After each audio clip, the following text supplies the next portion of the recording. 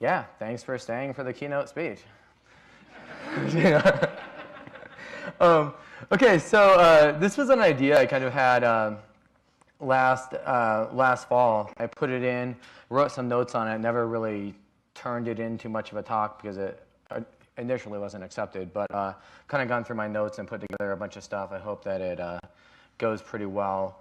Over the last few years, probably the last 5 or 6 years, I've hired quite a few people from DevPoint and Bottega and Dev Mountain. And I've seen some of them just do a fantastic job of stepping up and just being really good at least a few things. And sometimes I've just walked in and been blown away, wow, you did that one thing way faster than I could have done that. Or in some cases, I would have had to Google that or whatever, and they apparently just knew it. And I mean, not to say with 3 months of experience, someone comes out and knows everything, but I mean, one thing that really stuck with me on that is that you as long as you can work on a team, you can accomplish amazing things. And just because somebody doesn't have 10 or 15 years of experience doesn't mean that they aren't a very important part of the community. So obviously I can't really say how everyone should grow in their careers or how the tricks that would work for everybody, but I mean, I can relate to my own experience, both from being a junior and hopefully growing into a senior. Everyone says I am, so I hope I am. And then, yeah, just try to draw a few lessons from that and then get into the slides a bit more. So that's generally the topic here is you belong in a room full of wizards. The concept being, you walk into a room and everyone there seems like they know so much more than you could ever know. And as I've been within that community more and more and more and kind of played the game myself, I've sort of learned everyone's actually just kind of compensating and hoping nobody guesses that they don't know everything. And so anyway, I'm gonna just kind of start back in the beginning about the myth I've created around myself and the myths that other people created around me for some random reason. So I mean, one of the most common myths I have encountered, especially down in southern Utah for some reason, is that I grew up in a cave and was raised by wolves. That is mostly false. I was actually raised by humans, but because my dad worked for the Park Service, we traveled around a whole lot. So by the time I was probably 12 years old, I had probably spent less than 20% of my life indoors, at least at night. I had very little exposure to electronics for the first part of my life. I mean, I had this flashlight I remember finding at Big Bend National Park down in Texas that had some corroded batteries in it. I took it out, cleaned it out in the river and all that. Kept that for probably 4 or 5 years, hoping I could buy batteries someday and see if it worked. It didn't, unfortunately, but the dream was worth it. So yeah, when we finally got a house and settled down, we got this set of encyclopedias from 1973 or something like that. It was missing R, so I know basically nothing having to do with things that start with R. But but most of the other things, I mean, I remember quite a bit from back then. And one thing I became really interested in was amateur radio, or ham radio, whatever. And it just seemed really cool to me, the concept that I could build something with fairly few electronic parts and communicate with people all the way around the world, but using a car battery or less power than that even. So about the time I was 13, I learned Morse code at about I don't know, 20 words a minute and read a lot about electronics and stuff in encyclopedias and a few things I could find in a tiny library. It was like a bookmobile, the bus would come and you could tell them next week what you wanted them to bring you. And so there was some cool stuff I found in there. And finally found someone up in, I guess, Green River that was giving the test one time. So I talked my parents into taking me there. They thought it was crazy. But there's a whole bunch of like old guys, like World War II veterans and stuff, and they're all like taking it, like giving the test. And so yeah, we like do the Morse code and prove that we know how to like not kill people with like RF energy and stuff. And so yeah, so I got that, and like for a while, like super cool, just threw these huge antennas across our yard, and it was, I'm actually pretty happy it still haven't got struck by lightning, because I don't know how that was safe. But yeah, so it was kind of crazy, because just with like a few watts of power and Morse code, like I could communicate with people in Japan. I think one of the first people I talked to was just like in Japan, then another one in like somewhere in Russia, I guess, the Ukraine. And I was just like, yeah, this is so cool. I'm talking to these like crazy old people like across the world, My parents were like, what are you doing? But yeah, anyway, but I guess the segue from that into what I'm talking about is that's one of the first times I was exposed to concepts such as character encoding and like, so, I mean, both character encoding and then just like concepts for like project planning and development, and actually kind of ordering all the things you needed and putting it together, and sort of like what we do with computers, but it was a bit crazier back then. And at first I was a little like angry with computers. Like, they're replacing all these things I think are really cool, when I first like learned about them, and found this like old Commodore 64 in like this old abandoned like schoolhouse that was like in a neighboring city, and like my friend and I took it back and got it working. We had like these 3 discs that would like play like some pretty cool games where you like hop horses over trees and stuff. Pretty much like the current Google game where like if Chrome doesn't give you internet, you can just jump over a cactus with your dinosaur. But I thought that was fantastic back then, and it kind of made me start learning basics so that I could like program my own little simple games that would like play on that Commodore 64. But anyway, fast forward a tiny bit, I finally went to high school when I was like 16. And that was where I met a lot of other people that were into computers and learned some things from other people rather than just reading like largely encyclopedias.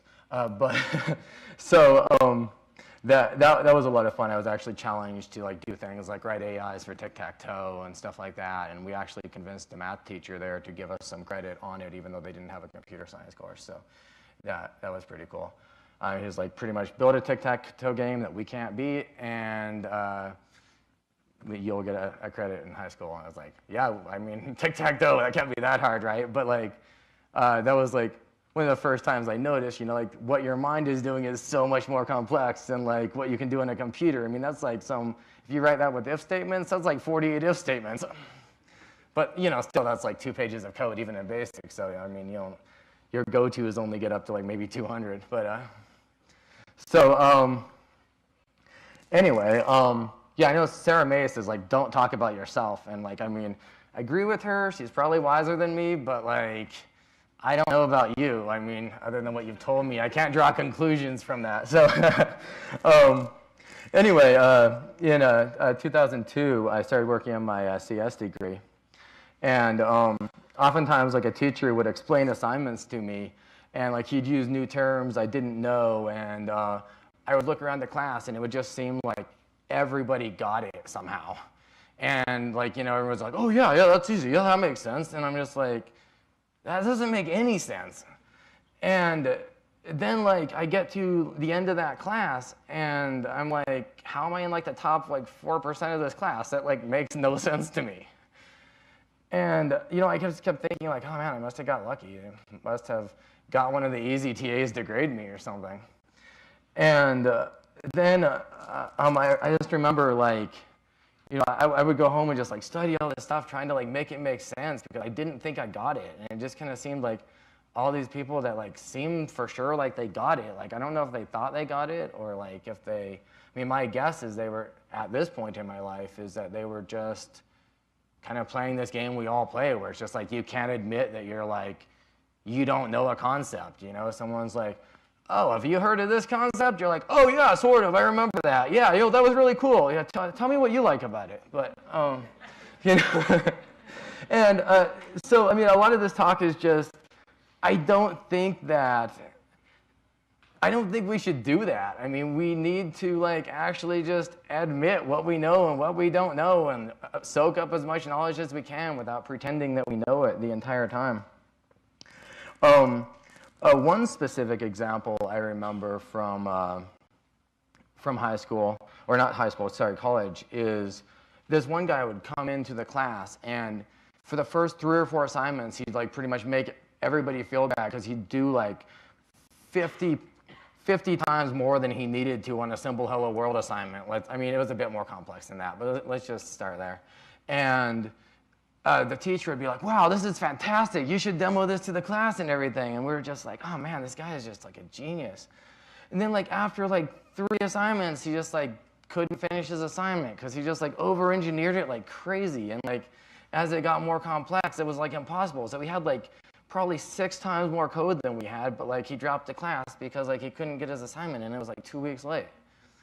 And that happened again, like another class I was in with like the same guy. And like, I mean, I still actually respect that, have a lot of respect for the guy and just like a lot of his code and the way he kind of thinks through something from the beginning, but I'm just like, it doesn't matter if you can't finish it.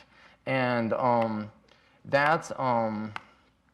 yeah, and that's where I get to my first point, like complete code will get you a lot further than like perfect code.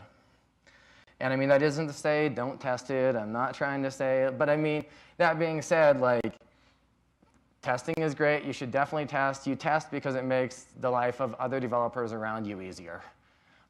Your boss really doesn't care until like somebody else is working in the code and they come and say like, yeah, we can't even use this code.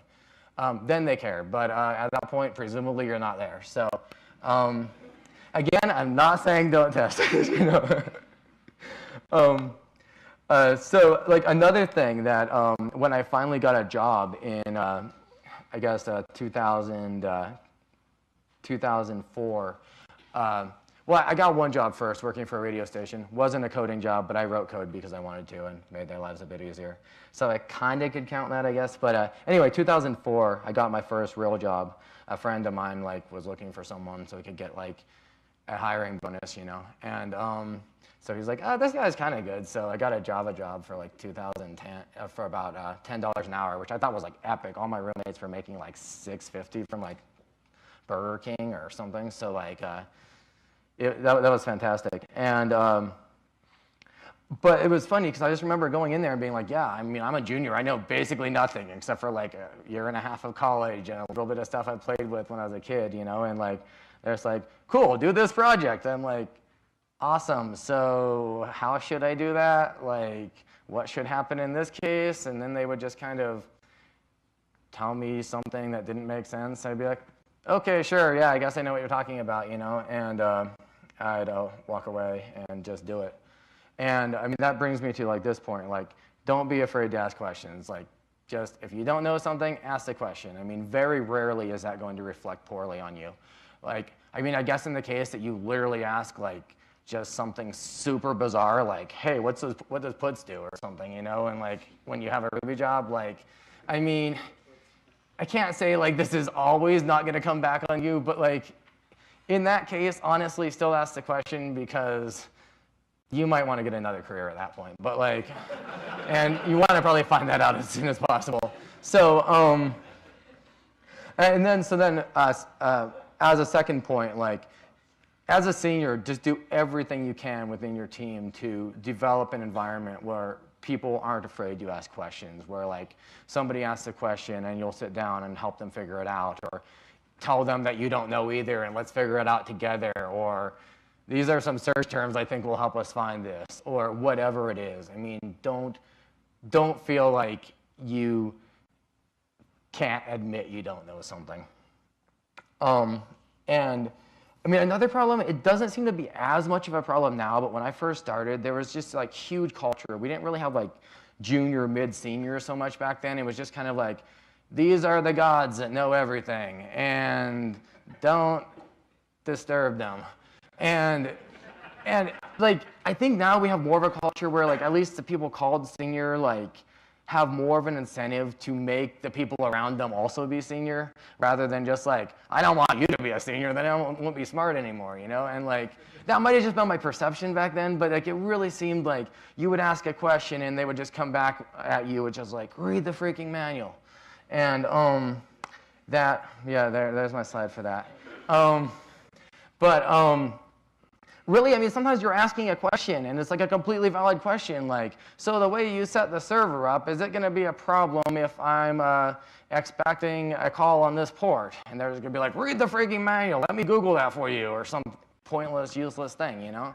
And it's like, yeah, sure, if I'm asking a really stupid question, I mean, still don't tell me it's stupid. I mean, maybe come and say, like, you know, I think that this could help. And at that point, if it looks really simple, maybe I'll just know I was stupid. But like, there's no reason that you should ever point that out.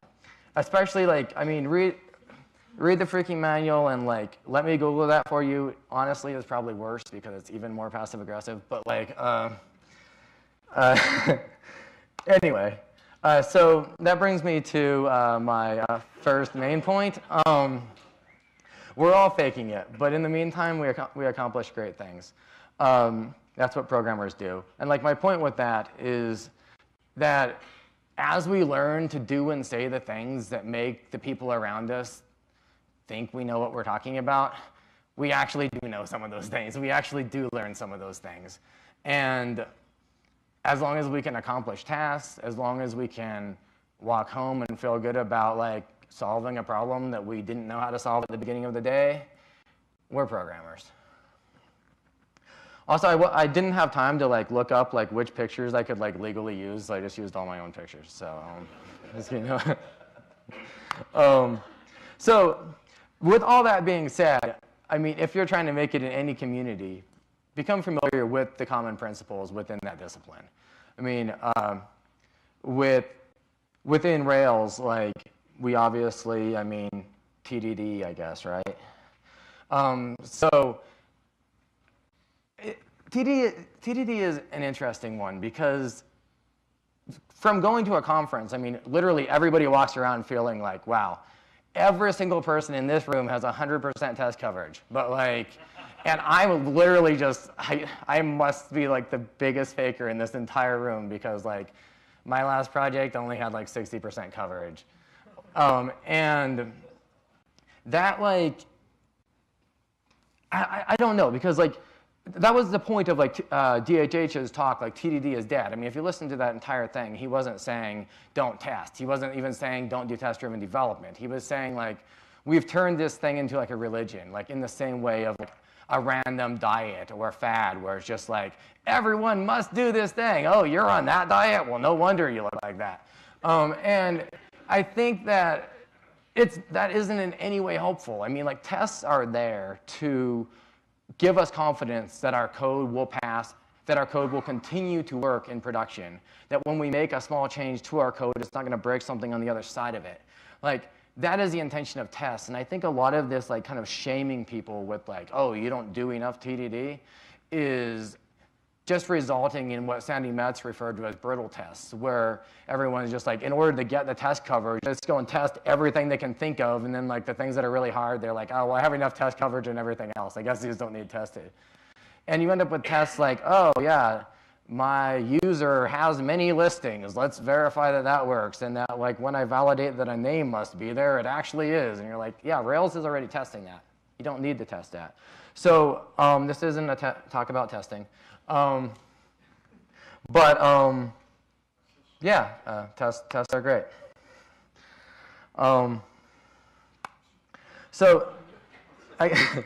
Again, don't use these principles to shame others who maybe didn't memorize the acronyms as well as you.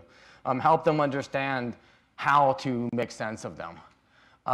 Like a lot of times, I mean, like everybody learned Rails because DHH made a 15-minute video that was like, look, I made a thing. And we were all impressed enough that we like dropped our system.out.printlines and went over and started working with this. And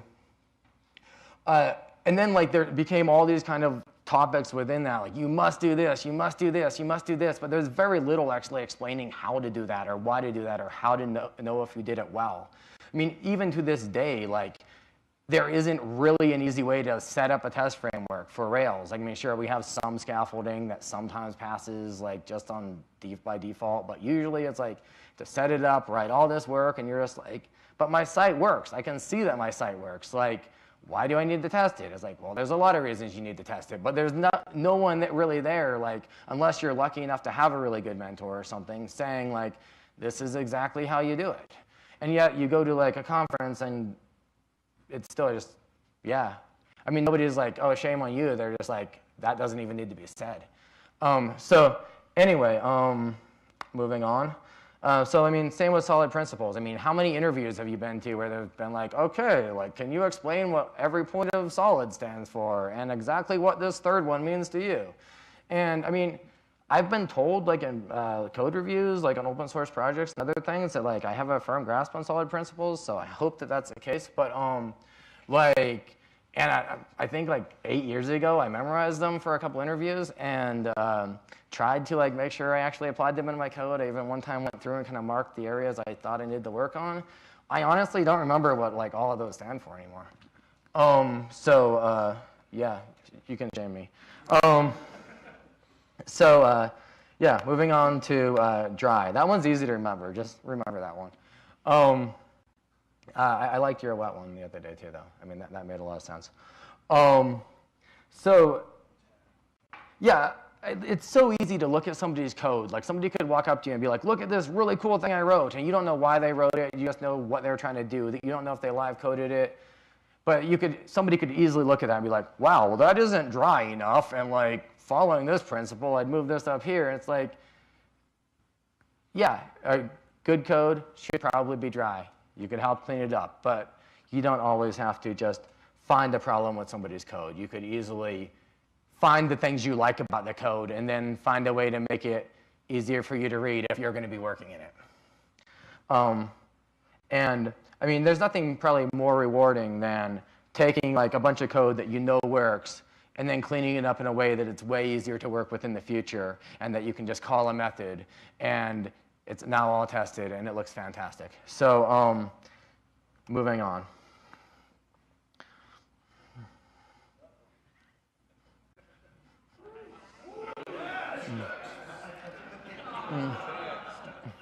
He was one at the time.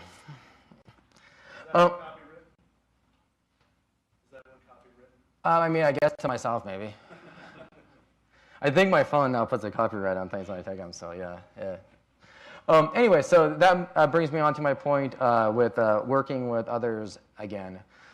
So try to understand each other. Like, I mean, I see some people, they're just like so annoyed with like, I just keep interviewing these juniors and they just come in here and they think that like, they're deserving of my time and like, I'm just so annoyed with like, I just want to find a good programmer. I don't have to pay any money. And you know, to some extent, I understand like where they're coming from. Like, I mean, it's pretty easy to understand where they're coming from. Like, I mean, they need people to get stuff done. They have a budget to work with. Probably 10, 15 years ago when they got into the market straight out of college, they weren't paid anything near what like people are getting paid right now. And like, but at the same time, that's what the market is. And then like, you know, as a senior, you know, understand like, you know, these people changed their careers or they went and spent a whole lot of time learning this new skill, trying to like actually do something they could feel passionate about. And, you know, any interaction you have with them could literally be the difference between them walking away and saying, I guess I'm just going to go back to like sanitation or something, wherever they came from. Probably Vivint.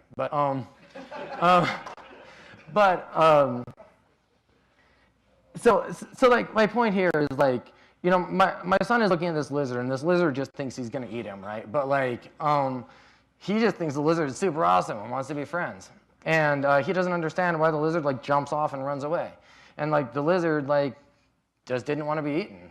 And like, so I mean, he could be really offended and be like, why does the lizard hate me? Or the lizard could be like, why the heck did this monster like try to eat me? But none of those things happened. And so I guess just while interacting with each other, like try to understand like why they did and said the things they did, and try to figure out like what can I say to change that perspective. Moving on. So thing I've oftentimes told my teams is that what matters most on like a team is like what you can accomplish, what you do accomplish, and what people think you accomplish. Not actually sure which order those should be in. But I think why I think that those are important is because I've worked with people that like I know are doing 80% of the work on the team, and I've seen like budgets get reduced, and I've seen like it come down from management like, oh, we have to let that person go, and I've been like, but that guy's great, like look at all the stuff he does, and they're just like, yeah, I don't know, people look at him and they just don't think he's working, and I'm just like, I mean, but he is. And so, you know, and then, you know, there's people that just like, you know, they work really, really hard, but they never get anything done because they don't understand the basic principles, and they don't take the time in the beginning to learn those principles. So, like, I feel that, honestly, I mean, at the end of the day, I guess number 3 is probably most important, but like, at least in keeping your job, because, I mean, if you don't know and do things, eventually people will stop thinking that you know and do things. So, moving on. I don't know if that was me. I guess it was. Yeah, I don't seem to have a volume control. Thanks, touch bar. So that moves me on to my next point for advancing your career, or just, you know, something career. Contribute to open source. That's been mentioned a couple times during this conference in different contexts. But I feel like, you know, whether you get paid or not, and I also do agree that it definitely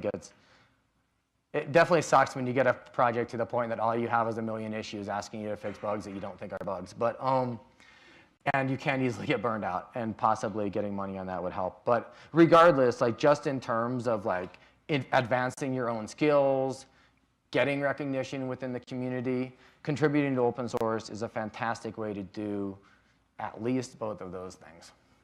And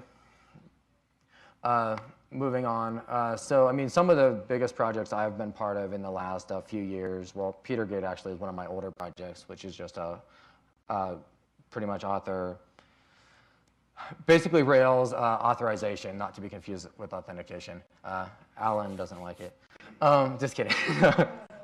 And then Amber is a full-featured web framework that, honestly, I mean, I'd say it was better in Laravel at least. It doesn't have everything Rails did, but it has probably everything Rails like 2.3 had, so. And WebSockets too, so look at that if you feel like it. Crystal is an awesome language in that it's super fast and has a really cool community and looks a lot like Ruby.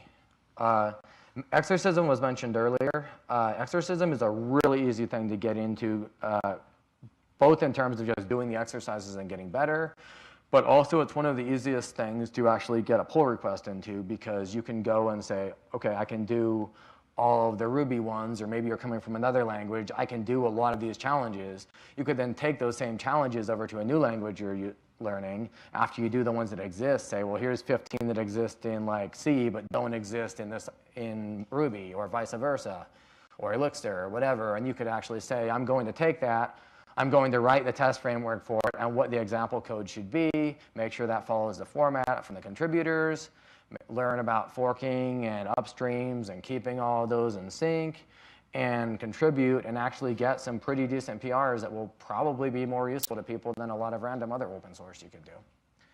And I mean, the Exorcism team very much depends on people from the community to write these courses. So that's an excellent one to kind of get your feet wet in open source. So that brings me on to my next point, do magic tricks.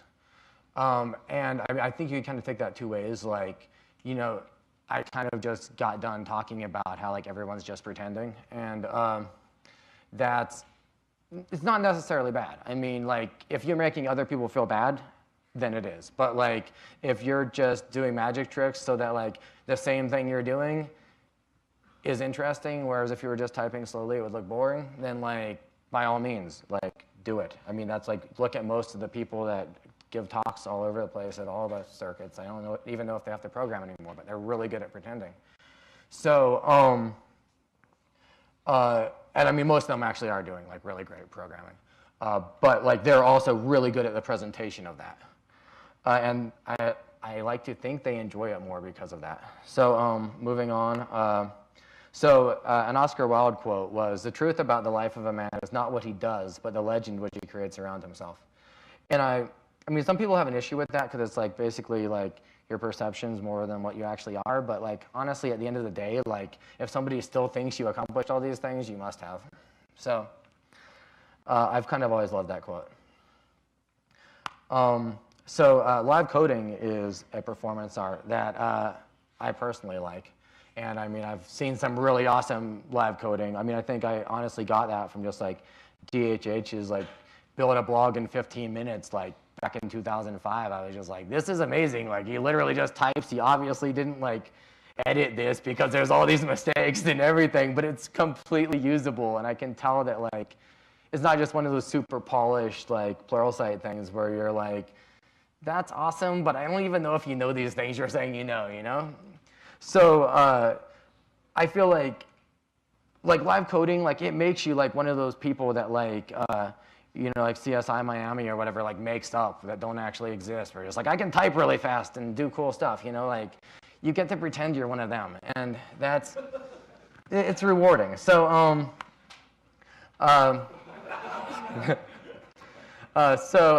moving on. Like any performance art, it takes practice, but if done well, you'll gain the respect of both peers and potential employers. I mean, your potential employers just expect all programmers to do that anyway, right? So you might as well. The ones that aren't technical, I mean, which is kind of most of them. In my opinion, Vim, but I mean, this honestly could be like kind of any editor that you're good at. I think Vim like has the advantage of like looking magic by default if you like can do anything cool in it. It probably doesn't actually make you way faster, although there are a few things that I get into Facebook and I'm just like, what? But it might actually just make you so you can't use any other text editor. But still, you'll look cool. So just take that for what it is. So then, I mean, Tmock's kind of along the same vein. Like, it's really easy. It's really easy once you get used to it to move around and do things. You'll get carpal tunnel a little bit slower, maybe and also you'll look magic because without ever touching a mouse or moving a mouse cursor pointer, you'll be able to get from one place to another place, accomplish things, and people will just see magic happening on your screen.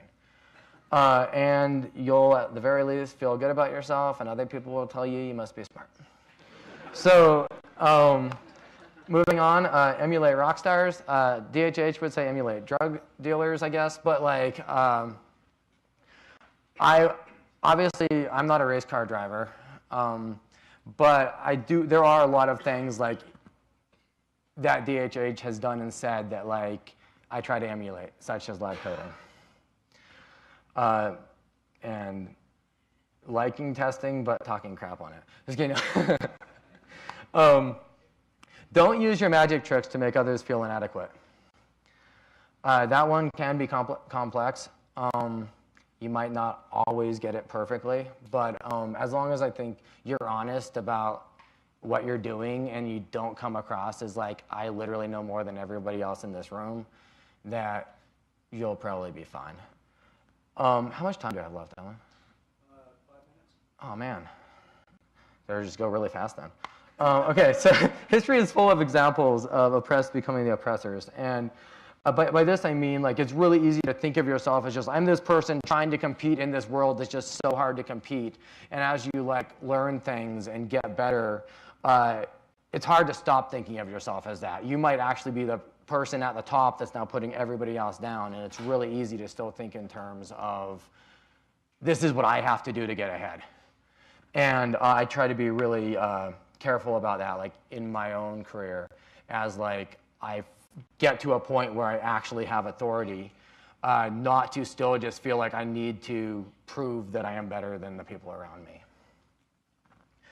And yeah, so the habits you form while building your career could easily be used to keep others down once you get into a position of authority. So be aware of that.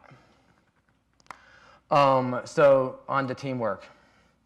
As a team member, a working project is more important than contributions by individual rock stars.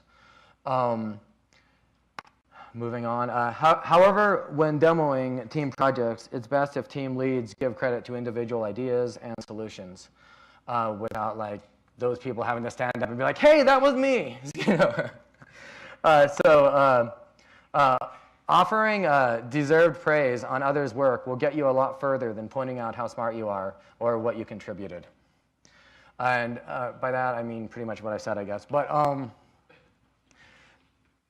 like, you know, it's so frustrating when like you see somebody else taking credit for your work, or you know, I worked literally an entire week on this and didn't get any sleep, and somebody else is just like, look what the team did, cool, yeah, move. But at the same time, I mean, you stand up and say like, oh, hey, no, that was all me. You know, like that doesn't in any way make you look good. Nobody's going to like call you up after they go to a new job and say, hey, come work with me. But I mean, like, they'll know if you did good work. Like the people that matter on the team will know if you did good work. And I mean, that goes back to my previous point. Like, I mean, as a senior, take time to acknowledge that. But like, if that isn't happening to you, oftentimes just standing up and pointing that out, like, which I mean, I've been guilty of in the past, you know, like, it isn't going to make somebody say like, wow, that person's smart. Look at all the things they think they do. So, whereas like, I mean, if somebody in my life, even when I walks around and says, wow, Isaac solved this problem in exactly this way, and it was so great, like, I'm like, I don't even know, guys. I'm bashful now. But like, I feel good. I like that person, you know, because I feel like that person, for one, understood what I did, which makes me feel like maybe they understand programming better. And I'm happy because I'm happy when people are nice to me. And I'm way more likely to want to work with that person. HDR. HDR is in photography where you take multiple pictures of different exposures and use the dark parts from a picture where it would have been too bright and combine it with the bright spots from another picture where it would have been too dark, etc. I feel like in teamwork, it's really important to find like where you could do your best, like the parts that you could fill in better than anyone else, and work with people on what they're skilled at and respect them for those skills. And if you're getting started, don't let the fear that everyone around you knows so much more keep you from trying. If you've ever programmed and want to do it professionally, then you are a programmer. Everyone in this room probably knows something you don't, and that's fine because you know things they don't. There's more to know than anyone could ever understand, and in that way, you're the same as the best programmers to ever live. The end. Thank you.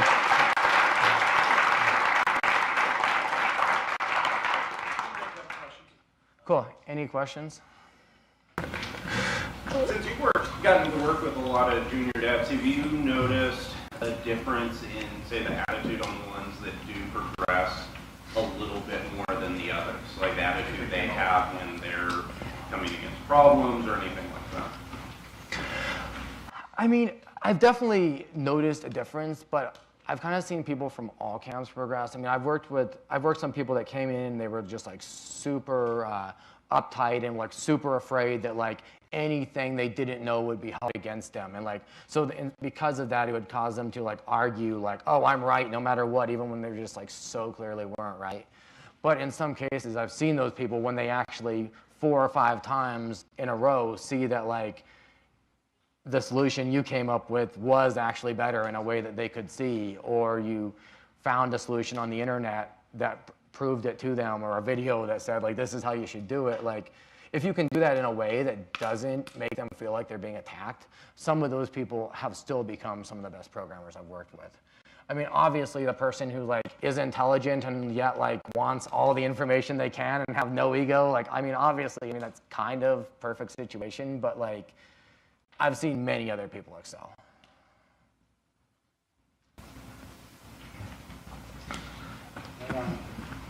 So open source has been mentioned several times here as a great way for juniors to get started. And it looks like, based on some of these survey results, there's a lot of juniors in this room. One of the things I've noticed with talking to juniors, a lot of them have said to me like, yeah, I've looked at open source projects, but it's way over my head, or I couldn't find anything that made sense that I could help with. Where would you suggest those juniors get started with open source that they can actually handle? Oh, that kind of goes back to my point about contributing to exorcism, because like in that case, you're actually looking at a pretty small problem in some cases, and you know exactly what it is you're trying to do in that, like you already maybe solved 5 or 6 other problems, and now you want to give back. And I feel like that's like a very small, like palatable thing that somebody could accomplish in anywhere from like 20 minutes to a couple hours and actually get the experience and a back and forth on a PR like, oh, that's great, thanks for the contribution, but could you change this one thing and we'll accept it, you know? I mean, that's just one example. But I mean, I would say find a piece of software that isn't overly crazy that you use, but you want it to do something else. I mean, exorcism is just an example, so. Yes? I was just going to add to that. Another good place to start is documentation. Popular things, documentation is always lacking. Like, I don't know if many of you are familiar with like Brian Big or Steve Klapnick. They did a lot on the Rails documentation early on. And I'd say they probably weren't at a point where they were super senior when they started doing that. They were kind of trying to work their way in. That's a great point. I mean, documentation, like, nobody is ever going to be mad at you for making documentation. Like, but it requires you to understand it. Yeah. Yeah, I mean, if you put forward documentation and it doesn't even actually work, or it leads people wrong, I mean, they're at least going to say, like, yeah, that isn't right. But hopefully, like, people in the community are actually almost better at documentation because they understand the parts of the project that, like, we don't. Like, they had to start from the beginning and set that up. Whereas, like, if you've written a big project, you might actually be kind of bad at the documentation because there's so many things that you just take for granted. Like, well, obviously, I start here. So, yeah, is that it? Or? Can you show us a magic trick? Like, I mean, I can show you Vim. You know? So, I mean, one thing that I feel is like super useful is hotkeys. I skipped over that one pretty fast, but I feel like just the ability to like never have to really touch your mouse and just like switch between like say your terminal, your browser, your editor, your Slack, whatever it is, right? I feel like those things like both save you time, and you probably won't have to get carpal tunnel quite as soon, and make you look magic. So, awesome, thank you.